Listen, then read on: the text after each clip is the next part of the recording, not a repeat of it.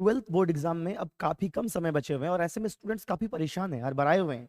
वैसे बच्चे जो इस ईयर ट्वेल्थ बोर्ड का एग्जाम देने वाले हैं, उनके लिए हम लेकर के आए हैं 5 वो इंपॉर्टेंट बातें, जिसको अगर वो ध्यान में रख लें तो यकीन मानिए उनके बोर्ड प्रिपरेशन को एक बेहतर मुकाम मिलेगा। सबसे पहली चीज जो लास्ट मोमेंट में आपको ध्यान रखना है, वो आपको पूरे सिलेबस के पीछे नहीं दौड़ना है, पूरे डिटेल में नहीं जाना है। आपको अपने सिलेबस को प्रायोरिटाइज करना पड़ेगा। प्रीवियस ईयर क्वेश्चंस के बेसिस पर आप एक बार चैप्टर को सरसरी निगाहों से देख लें और टॉपिक्स को छांट लें कि कौन से टॉपिक्स पे हमें काम करना चाहिए और कौन से टॉपिक पे हमें काम नहीं करना चाहिए। आपको अपने सिलेबस को प्रायोरिटाइज कर लेना है। याद रखिएगा, रिवीजन में नो लालच। रिवीजन करते वक्त आपको लालच नहीं रखना है मन में कि इस टॉपिक को इतना डिटेल तक पढ़ते हैं, नहीं। यहां टॉपिक्स के डिटेल में जाने से बचना है। यहां उतने ही लेवल तक अभी पढ़ना है फिलहाल जितने लेवल तक बोर्ड एग्जाम में पूछा जाता है। समझ रहे हैं?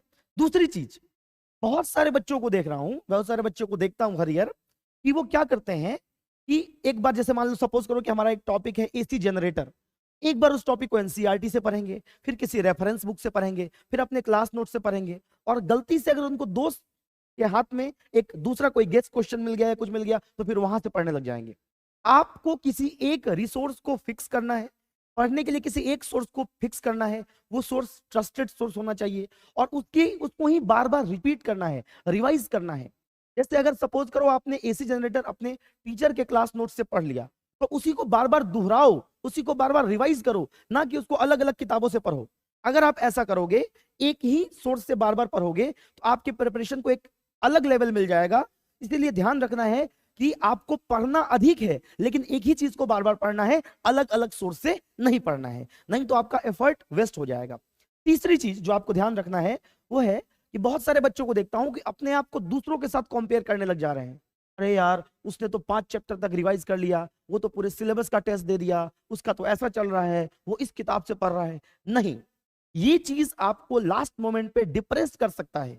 अगर आप ये देखने के लिए लग जाओगे कि उसने कितने चैप्टर्स पढ़े, आपके दोस्त ने कितने मॉक टेस्ट लगाए, चाहे आपका दोस्त कौन सी किताब को पढ़ रहा है, अरे वो तो पूरा एनसीईआरटी रट लिया, हम कुछ नहीं पढ़े, हम क्या करें? कुछ नहीं करो, अपने ऊपर फोकस करो, अपने प्रिपरेशन पर फोकस करो। अपने आप को दूसरों से कंपेयर करना बंद करो, दूसरों से कंपेयर मत करो। ध्यान दो कि तुम खुद के कंपटीशन खुद हो। तुम अभी जिस स्टेज पर हो, जिस लेवल पर हो, तुमको उससे बेहतर करना है। उसके लिए जैसे मैंने बताया, सिलेबस को प्रायोरिटाइज करो, सोर्स को फिक्स करो और उस पर दिन रात लग जाओ। तुम ये मत देखो कि तुम्हारा दोस्त किस स्तर तक प्रिपरेशन किया है।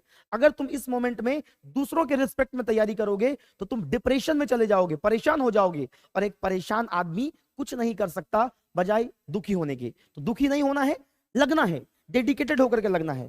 चौथी चीज, जैसे ही तुम एक ठीक ठाक सिलेबस पढ़ लिए होगे या पढ़ लोगे, वैसे ही ध्यान रखना कि अगर तुम डायरेक्ट एग्जाम देने के लिए जाओगे तो हो सकता है कि बहुत सारे क्वेश्चंस इसलिए तुमसे छूट जाए क्योंकि तुमको ये नहीं पता है कि कौन से क्वेश्चन को पहले करना है, कौन से क्वेश्चन को बाद में करना है।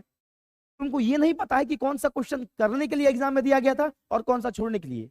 याद रखना, एग्जाम के सारे क्वेश्चंस करने के लिए ही नहीं आते हैं।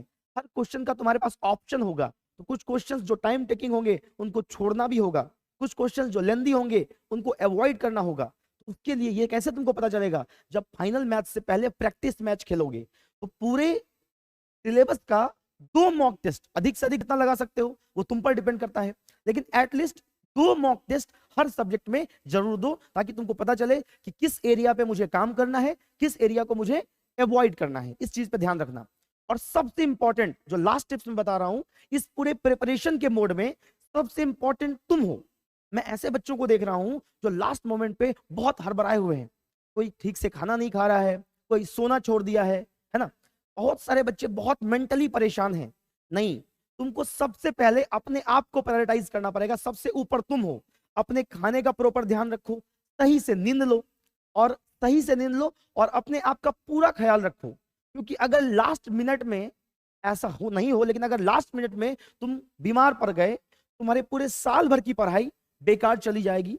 अगर एग्जाम से एक दिन पहले तुम्हें बुखार आ गया, अगर एग्जाम से एक दिन पहले तुम बहुत भयंकर बीमार हो गए, तो ऐसे में तुम बहुत ज्यादा ही डिप्रेस हो जाओगे आगे। इसीलिए सबसे इंपॉर्टेंट चीज है कि अपने आप का पूरा ख्याल रखो और लगे रहो।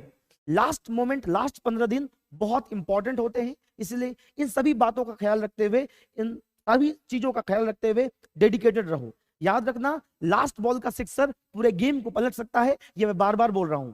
वैसे आंसर्स कैसे लिखने हैं, मॉक टेस्ट कैसे देना है, कौन से क्वेश्चंस को पहले करना है, कौन से क्वेश्चंस को बाद में, कौन से क्वेश्चंस आएंगे तो छोड़ दोगे, कौन से क्वेश्चंस जरूर करोगे, इस पर मैं अलग से एक आंसर राइटिंग के लिए वीडियो बनाऊंगा, जिस वीडियो को बहुत जल्दी अपलोड कर दिया जाएगा चैनल पे। अगर तुम चाहते हो कि कोई और वीडियो, मतलब टॉपिक का वीडियो या ऐसा कोई वीडियो तुम्हें चाहिए, तो कमेंट सेक्शन में जरूर बताना। चैनल को लाइक और सब्सक्राइब कर दो ताकि हर नोटिफिकेशन या हर चीज तुम तक प्रॉपर टाइम तक पहुंच सके। धन्यवाद।